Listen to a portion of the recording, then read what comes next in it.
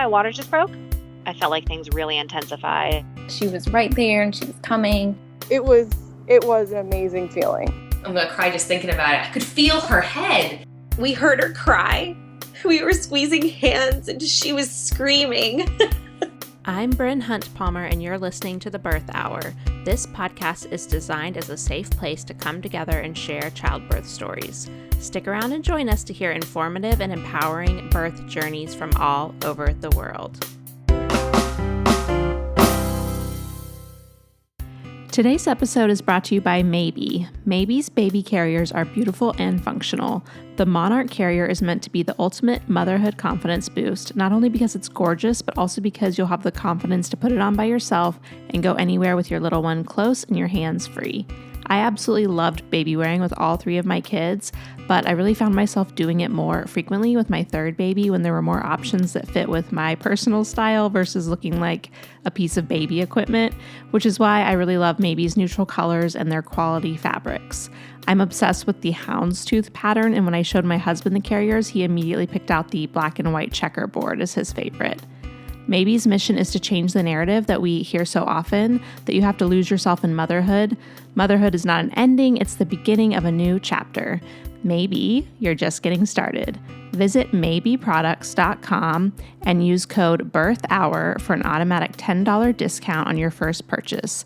That's MABEPRODUCTS.com and use the code BIRTHHOUR for $10 off. I will also include a direct link to their website that applies the code automatically in the show notes as well as in the podcast app where you're listening to this episode. If you're new to the Birth Hour, you may not know that we have an online childbirth course that is evidence-based. It includes 12 modules that take you from your final weeks of pregnancy through obviously preparing for birth and then postpartum and feeding your baby as well. And with enrollment in that course, which is called Know Your Options, you'll get free access to our other course called Beyond the First Latch, where we talk all about pumping, feeding baby, storing milk, going back to paid work if that's part of your plan, all of those things as well. So if you go to thebirthhour.com/course, you can see everything laid out in the course, module by module, as well as an FAQ section, which will hopefully answer some of your questions if you have any, things like how to get it covered by an FSA account and things like that. It also talks about the bonuses that come with the course, including bi-monthly Zoom calls and access to our private Facebook group. So again, that's thebirthhour.com/course. And you can use the coupon code 100OFF for $100 off enrollment as a podcast listener. We would also love to welcome you into our listener supporter group via Patreon. That's at patreon.com/birthhour. And by becoming a Patreon supporter, you get access to all of our archived episodes. This podcast launched in 2015, so we have over 800 episodes in the archives that are not in the main podcast feed, so you can get your fill of birth stories. And you'll also get access to our private Facebook group for Patreon members, which is a great place to honestly just to search the past posts to get answers to questions, but then of course to ask new questions, find community. It's a really, really great supportive group of people. So I highly recommend joining that. We would love to have you there. We also do monthly Zoom calls with our Patreon supporters, and you get an opportunity to enter your birth story via a different submission form than everyone else uses, and we choose 2 Patreon members each month to share their birth stories. So that is again at patreon.com/birthhour. Today's birth story guest is Allegra, and she's going to be sharing her twins' birth story with us today. She had an unmedicated vaginal birth with her twins, which was a really healing and redemptive experience for her after having challenging deliveries with her singletons. All right, let's hear from Allegra. Hi, Allegra. Welcome to the Birth Hour. Thanks for coming on the podcast. Yeah, thank you so much for having me. I'm excited to be here. Of course. Before we get to your story, can you tell listeners a little bit about you and your family? Yeah, so I'm Allegra. I'm actually a registered dietitian and IBCLC lactation consultant. I have 4 kids, including twins, and so I'll be sharing my twin journey. I am located in Texas. My husband is in the military, so we do move every couple years, and I do own a private practice called Aloha Nutrition that I started in Hawaii, and we help families all over the world with breastfeeding as well as just pregnancy and postpartum nutrition, just helping moms and parents just feel better in this parenting journey. So I'm excited to talk about my twin journey. Yeah, I'm excited to hear it. You were saying before we recorded that your twin pregnancy was actually your easiest pregnancy. So I love that we're focusing on that today. And I'm sure you'll kind of call back to the other two and how it was different. But why don't you just go ahead and start us off with, I guess, maybe finding out you were pregnant or finding out you're pregnant with twins. Yeah. Oh my gosh. Finding out I was pregnant with twins was not what I expected. It's always a surprise, I feel like.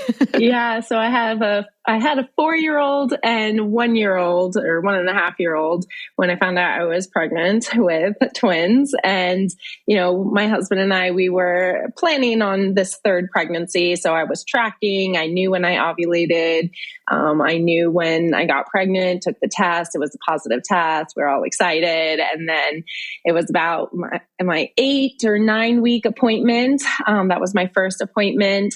I took my daughter with me, and it was her first time to see the sonogram and to see everything. So I was looking at her the whole time, and I was like, look, Audrey, there's the baby.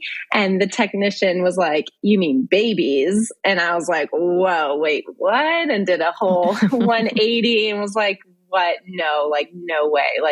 No, this is not possible. This ruins our whole plan. And, I think for the first 24 hours, I was just in shock and just like, no, this can't be. I am a big planner and, just kind of planning out my life. This was not how it was supposed to be. But, after the 24 hours, I got excited. I started just reading other blog posts, joining Facebook groups like twin Facebook groups, and just really then kind of got excited about twins. And I knew how important growing twins are. It's a lot on your body. Not only are you nourishing yourself, but now 2 babies. And so I really started to put a huge emphasis on my nutrition. I mean, I was putting an emphasis even in my preconception stage and then those early weeks of pregnancy, but especially knowing that it was twins, I really wanted to hone in on my nutrition and just nourish them. And I prioritized protein. That was a huge thing. So trying to get at least 30 grams of protein per meal. And that really helped with my nausea. So kind of looking back with my first baby, my first pregnancy, I was actually vegan at the time. And I had such a hard time implementing protein. I had all these food aversions. I didn't want tofu. I didn't want beans. Nothing really seemed appealing. And I was nauseous all the time. I was exhausted, tired. I had morning sickness and threw up. And that was one baby.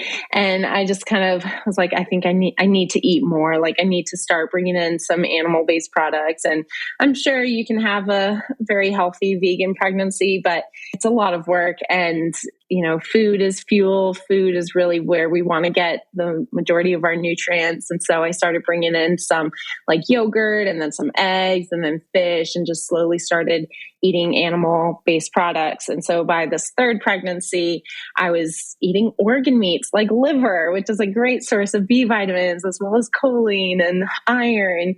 My food aversions were significantly less this round. And so just kind of staying on top of my nutrition and implementing mineral mocktails, which are like electrolyte drinks. So I would have about 2 electrolyte drinks every day. And that really helped with my energy. That helped with any swelling that I might have had, Charlie horses. I started working with a chiropractor just because with that twin pregnancy, there's a lot on your physical body that's changing. You're around ligament pain. You grow a lot faster than with singletons. So I started working with a Webster certified chiropractor that really helped with just any aches and pains. I started doing weekly yoga. And I think it was the best pregnancy because I put in the most work. And so I think that's really important is it is a marathon. I felt like I was training for an Ironman, an Iron Woman. I had to really prioritize my health. And I think that's why it actually felt so good. Yeah. It was a great journey and a great experience. That's awesome. Yeah. I feel like, with any pregnancy, it feels like a full-time job to take care of yourself. But when it's twins, it's you really are motivated to get ahead of it because from everything we read, it's just so much harder on our bodies. So yeah. Yep. All right. So then what were you planning for your birth?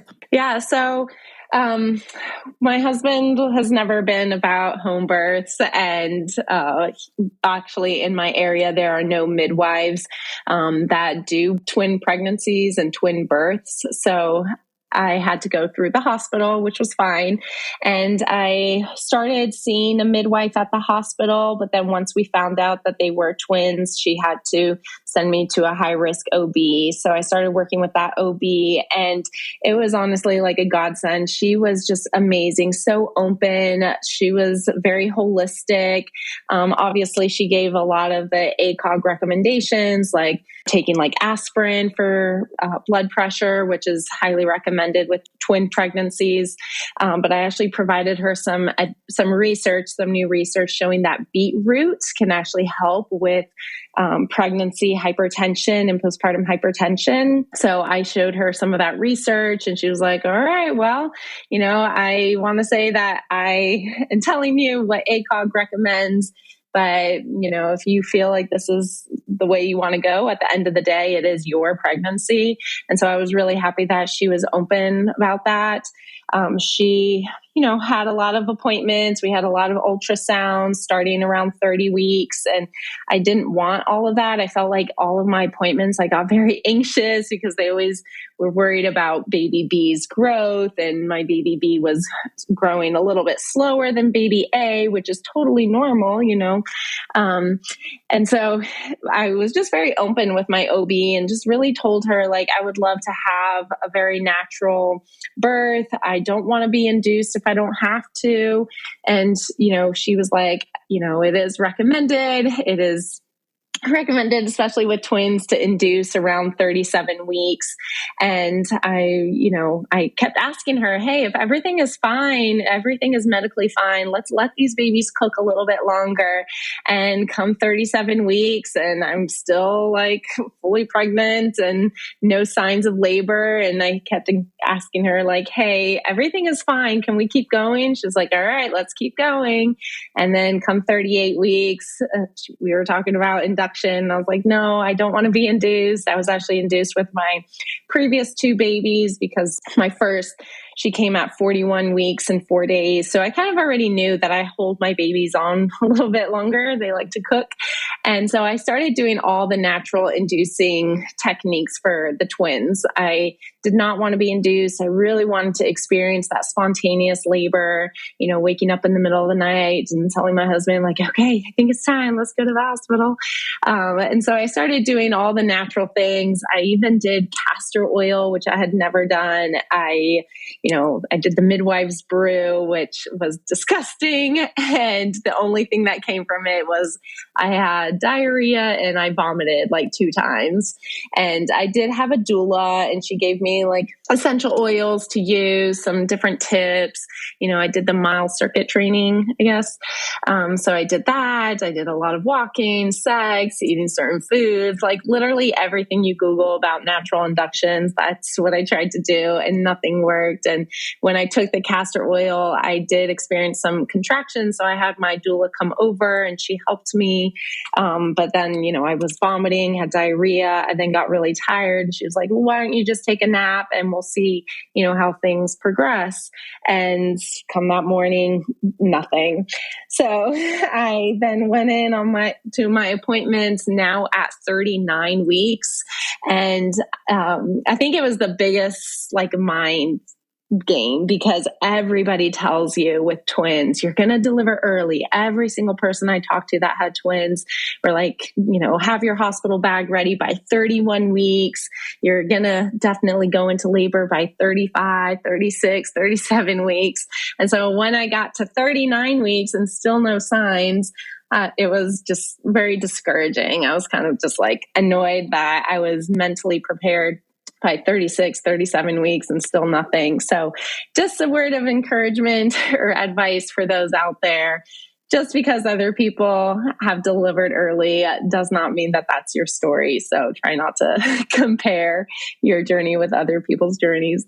And then, so 39 weeks came, I had my OB appointment, and I had always turned down cervical checks. I just don't feel like they're necessary. But after doing all these natural induction things and going to 39 weeks, I was actually kind of curious, like, okay, have I made any progress? And I had made zero progress. Like I was maybe 2 centimeters dilated, if that.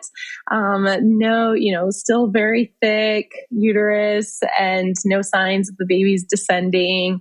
And so it was kind of discouraging. And so my mom actually came to town to help out, and she ended up having to reschedule her plane ticket because I had told her to come when I was about 37 weeks, and she was planning on coming for 2 weeks. So she was planning on leaving at 39 weeks, but since they weren't here, she had to change her plane ticket.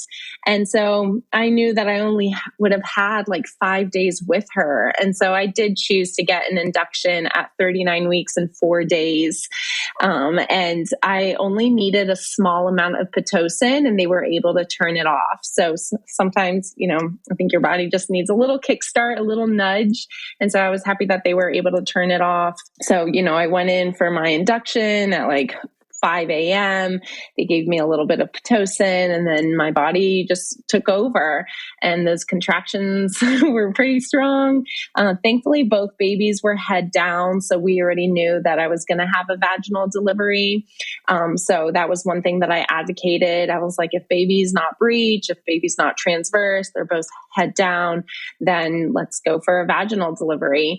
And I really wanted to do an unmedicated vaginal delivery. It was really nice having my doula there. It was actually my doula's first twin pregnancy as well as her first hospital birth. So she's been a doula for like over 10 years, but she's always done home births. Oh my gosh, that's wild. Yeah. So she was like, whoa, they do a lot of interventions and just, a lot of cords that are wrapped up, a lot of monitoring. But I feel like it was a good experience for her. Yeah. So yeah, she was there. She did a lot of those like counter pressure points. She was just amazing, just like that encouragement. And obviously my husband was very encouraging as well. Just breathing through the contractions. And since this wasn't my first pregnancy, I knew how my contractions were. And my previous 2 were also unmedicated births. And so my contractions usually last about 30 to 40 seconds. And then I have that break. So I would just, try to breathe, try to, clench, hold on to something like a hairbrush or, a comb to get me through those contractions. And so I did labor in the labor and delivery room. But then once I felt like it was go time, like I needed to push, they do, at least in my hospital, they always do twin births, twin deliveries in the OR room, just in case something were to happen, just in case baby B, something happens with baby B. So I knew that ahead of time that we were going to have to go to the OR room. So I probably labored in the labor and delivery room for about 4 hours, maybe 4 or 5 hours. And then once I felt like I needed to push, they put me in a wheelchair and we went over to the OR room. I was able to get on my hands and knees on the table, but then it was actually a pretty narrow table and I didn't really feel comfortable. It just felt like kind of wobbly. Like I feel like I needed a lot more space to stay on my hands and knees. And so my OB was like, can we flip you on your back? I know that's not what you wanted, but it's going to be a lot safer. So I was like, okay, we'll do that. So I pushed baby A out. It was very painful. Obviously, if you've given birth, it can be painful, but, just try to breathe through those pushes and, instead of pushing, just kind of like breathe, which I follow a lot of like midwife accounts and even your own account, the birth hour, just kind of like learning about labor and delivery and kind of how to do that. I practiced a lot of that. And then baby A came out and they put him on my chest. And then they did break baby B's water. And initially I was resistant. I didn't want them to do that. I wanted just things to progress on its own. But when you're in it and you're in that pain and you just want both babies out. So I was okay that they broke baby B's water. And he actually ended up flipping to the breech position, so upright, because after baby A comes out, there's just all this room. And so they kind of start doing all these somersaults and flips. And my OB told me that this would happen or that this could happen ahead of time. And so what she did was she used the ultrasound and basically kind of did an ECG. And then she did put her hand inside of me to just try to flip him down so that he was head down. And that's when my doula was like, whoa, okay. It was uncomfortable, but nothing like having just pushed out the baby. And I really wanted a vaginal delivery. So I was like, whatever she needs to do to get him head down, I want him to come out head down. I know some people will do breech vaginal births, especially twins, but at least in our hospital and what my OB was comfortable with, she preferred a head down baby. And so I was fine that she went up inside of me, and then with the ECV, tried to turn him and he flipped easily. And then I pushed him out.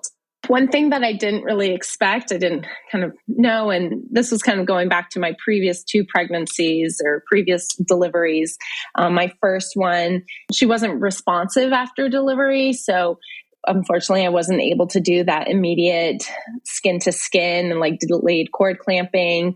And then with my second one, he had shoulder dystocia and also wasn't responding well. So they took him away. And so with this one, with the twins, when baby A came out, there was no issues. He was crying when he came out.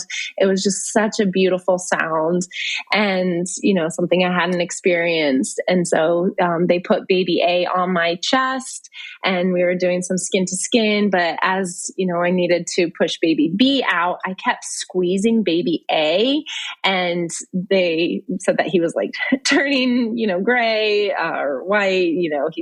It wasn't great, obviously, for me to squeeze him during those contractions. So they ended up taking him away, but thankfully we did do about a minute and a half of delayed cord clamping.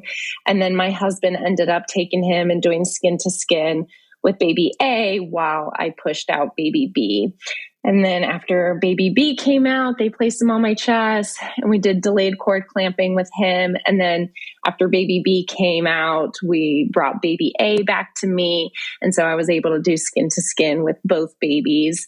And then we just waited for the placenta to come out. So I ended up having to push baby A and baby B's placenta. So with my twin pregnancy, it was a die pregnancy. So dichorionic, diamniotic, I think is what it is. We just say die, but it's basically 2 placentas and 2 sacs. Right. So like best case scenario, right, for twins. Yeah. So thankfully it was a low risk twin pregnancy. So yeah, thankfully they were die. And so yeah, they both came out and I was able to see the placenta, and my OB was like, this is actually the best placenta I've ever seen.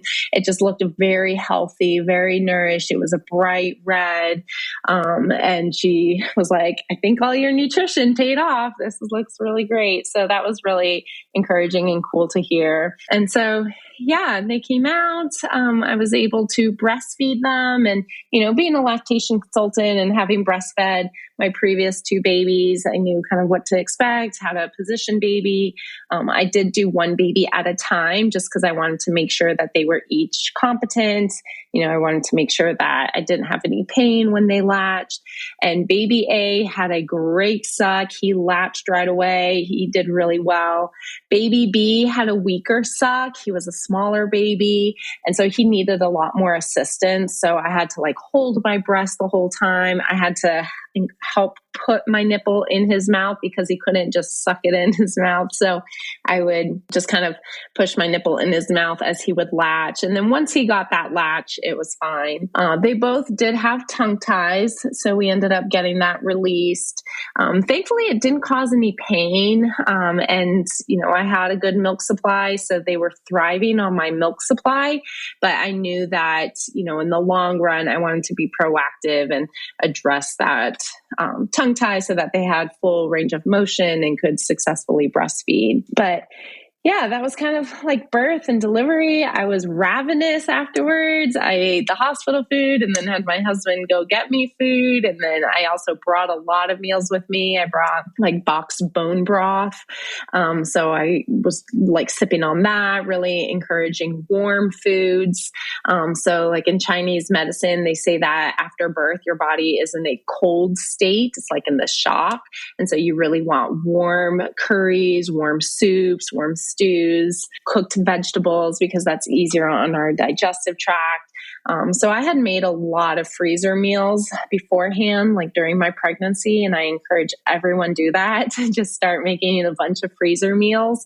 And so I relied on a lot of my freezer meals. We did have a meal train set up, but I love all my friends, but some of the meals aren't necessarily the healthiest or, aren't necessarily the best for immediate postpartum. And so obviously we still ate the food, but it was nice to also have like bone broth and soups and curries and stuff like that. So that was huge for my recovery. I felt really good. I didn't lose a lot of blood, and it really is just amazing and just interesting to see how your birth and delivery do really impact your postpartum recovery and postpartum journey. Like with my second baby, I lost a lot of blood. I had an episiotomy because he had shoulder dystocia. It wasn't the birth I wanted. So already like mentally, it was kind of a traumatic birth for me. And it really showed in the postpartum period, like just more baby blues, more exhaustion. I couldn't walk as well because I had an episiotomy. My pelvic floor was just sliced open. Whereas with the twins, I didn't even tear. It was just a really positive pregnancy and delivery. And so I feel like it was kind of my redeeming birth and delivery, just after 2 previous births that didn't go well the way that I wanted them to go. And so, I came home. My older 2 were very excited. I had them do skin to skin with the babies, and that was just so sweet. So my daughter had turned 5 at that point, and then my son was 2. And so it was just really sweet to see them bonding with the babies. It's a lot of work, though. It's the postpartum period with twins. You just have 2 crying babies, 2 babies that you can't support. They don't have any support. They have a very wobbly head. So you have to learn how to pick them up, how to soothe them, how to tandem feed. So there's a lot of learning. So we did have postpartum help, thankfully. Good. For about the first month and a half, I would say. So unfortunately, my mom did have to leave. So I'm happy that I was induced so that she could at least see them for a couple days. And then my in-laws were able to come out for about a month, and they were super helpful. So that's kind of... That's amazing. Well, I'm glad you had the postpartum help, because with twins, it's just, I feel like so necessary to have something lined up.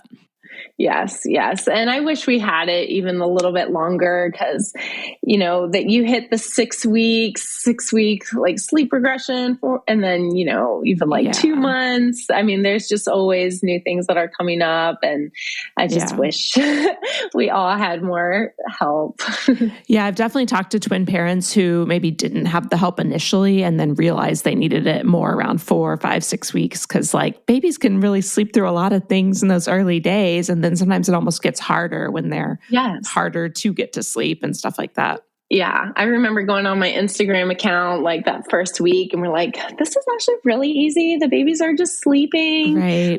They wake up, I feed them. It's more the older 2 that are having a harder time. They're kind of acting out. Yeah. But then it was probably around 3 weeks when the babies became a lot more work, just kind of crying a lot more, fussy. I feel like it's like that with all new parents, especially first-time parents with singletons too. Like you always see that first post of like, we have the best baby. And like, I never want to burst anyone's bubble, but I'm like, they're exhausted from being born. And like, all they have to do is sleep and eat. And then it's like, wait a minute, what happened here when they start being a little bit more demanding and everything? Yeah. So I think that's good to share.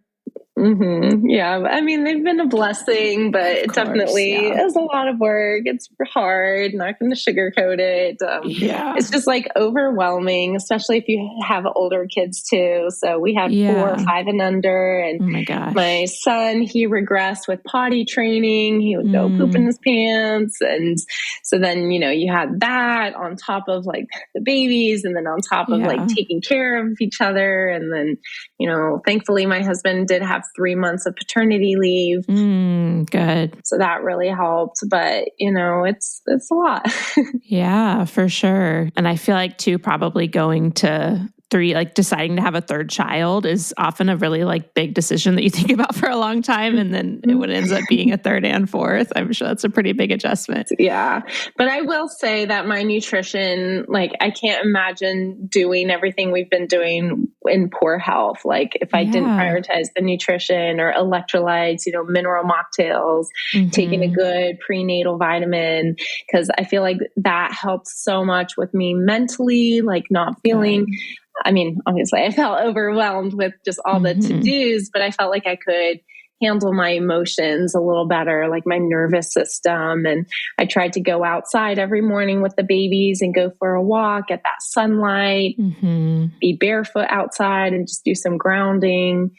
So, trying to just kind of still take care of myself, because we can't. Yeah, it sounds like you're doing a great job. Yeah. Yeah, we can't take care of others when we're not taking care of ourselves. And so it's not putting yourself first before your baby's needs, but putting your needs with their needs as well.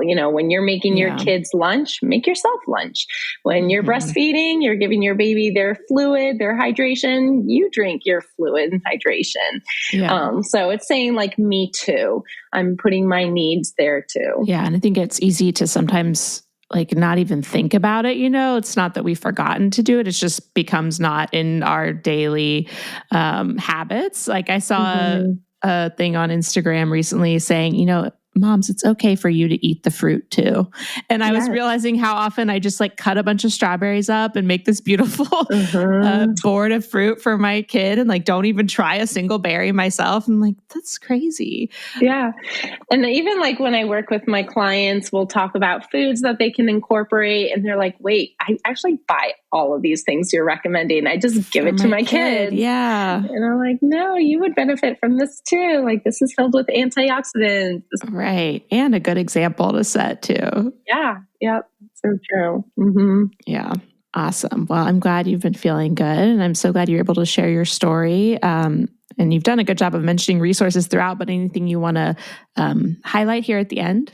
Yeah, so you're welcome to follow me on Instagram, aloha.nutrition. I do post a lot about like pregnancy and birth and mostly postpartum, just taking care of yourself. But yeah, if you are pregnant and you're looking for some resources, one of the books that I highly recommend that is geared for more of a holistic twin pregnancy is called The Holistic Guide to Twin Pregnancy by Brianne Blem. So that was a really encouraging book. She was actually had a half home birth, half hospital birth. Oh my gosh. She unexpectedly had her first at home, but she just talks a lot about just how to have a more holistic twin pregnancy. And then another book I highly recommend that is great for singletons as well as twins is Real Food for Pregnancy by Lily Nichols. That is one I highly recommend. It just really helps set your pregnancy up, reducing a lot of those side effects like nausea, heartburn, just a lot of complications that can come about or side effects from pregnancy. So Real Food for Pregnancy. And yeah, I feel like there's not a whole lot out there about twin pregnancies, but those are the two big books that I would recommend. Okay. There is one more for the postpartum period, and it's called The Postnatal Depletion Cure by Oscar Seralash. And so that's a really great book for more about the importance of taking care of yourself in the postpartum period, and that how a lot of us go into postpartum already nutrient depleted from pregnancy and birth and delivery. And I think people don't realize how much more demanding breastfeeding and postpartum recovery is than pregnancy. So, you're still growing a baby. And so you're also growing a baby on lack of sleep, and, they're pulling a lot of your nutrients. So really important to still prioritize your health, continue taking a prenatal vitamin, continue, taking magnesium and electrolytes and omega-3 fatty acids and incorporating more protein. So all of that is going to help set up, a positive experience in the postpartum period and breastfeeding journey. Right. Awesome. Well, we'll put those on the show notes. And then the best place for people to connect with you is Instagram? Yeah, Instagram, aloha.nutrition. I'm also on TikTok, but mostly on Instagram. I feel like I'm an older millennial. Not so much on TikTok. But I do have a TikTok, and then my website, aloha-nutrition.com. Okay. All right. Well, thank you so much again for sharing. Yeah, thank you so much. Thanks again to Allegra for sharing her story, and to Maybe Baby Carriers for sponsoring this episode. Remember to use the coupon code BIRTHHOUR on their site, maybeproducts.com, which I will link to in the show notes, as well as in the podcast where you're listening to this episode. We also always have links to the Know Your Options childbirth course and the Patreon group. And to find the show notes, you can go to thebirthhour.com and just search for Allegra's name in the search bar. Thanks so much for listening. If you enjoyed today's show, head to thebirthhour.com and click Become a Member to pledge your support. And as a thank you, you'll get an invitation to join our private Facebook group and access to exclusive episodes. Your vote of confidence and support means the world to me.